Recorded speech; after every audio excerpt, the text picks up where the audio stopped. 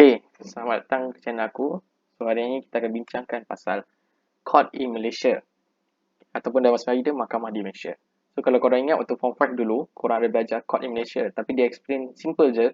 Dia just explain nama-nama. So, hari ini kita akan go in detail tapi tak adalah detail sangat. Aku just nak bagi korang ni macam my point of view lah ataupun daripada segi perundangan yang lebih mendalam sikit pasal Court in Malaysia. Jom kita mulakan.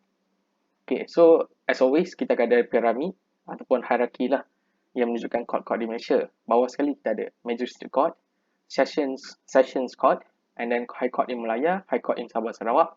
Malaya stands for Persekutuan, maksudnya yang belah semenanjung. And then kita ada Court of Appeal, and last sekali kita ada Federal Court ataupun dalam bahasa Melayu dia Mahkamah Persekutuan yang terletak di Putrajaya. Dan court-court ni terbagi pada dua, iaitu Subordinate Court dan juga Superior Court. Okay. Kenapa dia ada perbezaan antara subordinate court dan superior court? Satunya sebab bidang kuasa. Okay. So di sessions court and magistrate court ni bidang kuasa dia tak tinggi dan dia juga tak ada kuasa-kuasa hebat seperti rayuan. Dia tak boleh merayu kes kita di sessions court sebab dia tak ada jurisdiction tu. Okay.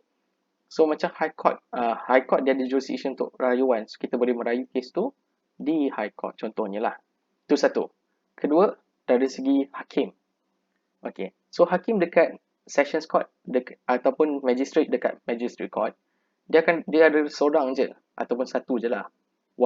Dan walahal, di High Court dan ke atas, iaitu High Court, Court of Appeal and juga Federal Court, hakim dia, kalau High Court satu, tapi Court of Appeal and Federal Court, dia akan berubah. Sama ada 1, 3, 5, 7, 9 dan ke atas. Ikut sukatilah berapa banyak nak ada hakim, tapi nombor dia mesti ganjil. Kenapa ganjil? Sebab diorang nak kena ada majority. Contoh dalam kes tu, di Court of Appeal, ada 5 hakim. So 5, bila katalah 3 bersetuju dia bersalah, so 3 dan 2 tak bersetuju, ada dissenting opinion. Dissenting ni pendapat yang berbeza dalam keputusan. So, yang 3 lebih banyak daripada 2. So 3 akan menang. So orang tu pun bersalah. Contohnya lah. So that's why dia kena ganjil. Kalau dia genap 4, kalau 2 kata bersalah, 2 kata tak bersalah, kan dah pisang kan, tak tahu apa jawapannya. So that's why kena ganjil. Okay, itu antaranya lah. Okay. Sekarang kita akan fokuskan sikit dekat bidang kuasa. Macam aku cakap tadi, setiap court dia ada bidang kuasa yang berbeza. That's why dia ada perbezaan. Sebab kalau ada satu court je, semua serbu kat situ, so dia macam tak efficient. So sekarang kita nak efficientkan court kita, that's why kita ada bidang kuasa yang berbeza. Contohnya macam magistrate court ataupun session court, mungkin bidang kuasa dia tak lebih beberapa ribu. So kalau kes saman tu, contohnya lah saya letak 1000 contoh. Katalah di sessions court, kes dia, dia punya saman dia, tak boleh, kes civil saman, tak boleh lebih daripada 1000. So kalau kes tu, kes saman RM200, bolehlah bawa di magistrate court.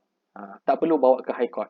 Tapi kalau kes tu melebihi 1000, contohnya, so bolehlah dibawa ke high court. Ni contoh dia ada nilai yang sebenar. Okay, tapi saya tak nak kusutkan minda anda. Saya bagi contoh yang analogi yang lebih mudah lah untuk difahami. Jadi sebab tu dia ada berbeza-berbeza dan setiap court dia ada jurisdiction, dia ada bidang kuasa dia tersendiri. Macam Court of Appeal, dia hanya boleh mendengar appeal saja. Appeal tu apa? Appeal tu rayuan.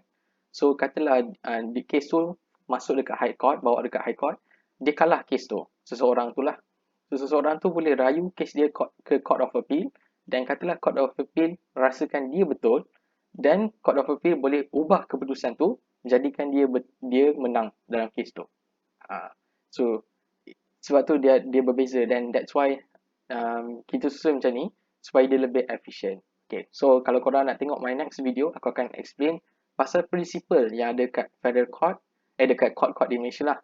So stay tune and tolong subscribe sebab aku nak YouTube suggestkan video aku dekat orang-orang yang mencari content education. So kalau korang suka video ni, boleh tinggalkan like. Sekian, terima kasih.